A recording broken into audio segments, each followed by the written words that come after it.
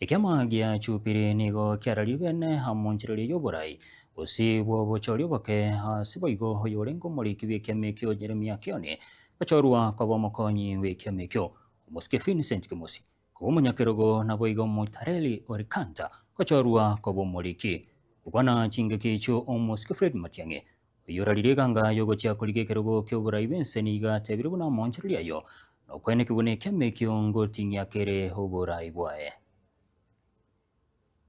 The Honorable Moitalel Olekenta as our new Secretary General in Jubilee, the National Chairman of Jubilee, Vincent Kemosi, recruitment, outreach, our legal services, compliance, and as I move around the country campaigning and engaging with various community leaderships, we want to work with Kenya's young people. We don't want to tell them to come, we want them to be involved, to occupy leadership while they are within the party. And you have seen the decisions we have taken today, how many former student leaders we have brought on board, leaders at various levels. We have begun the process of opening up our new offices across the country, meeting with our delegates and leaders at the grassroots level.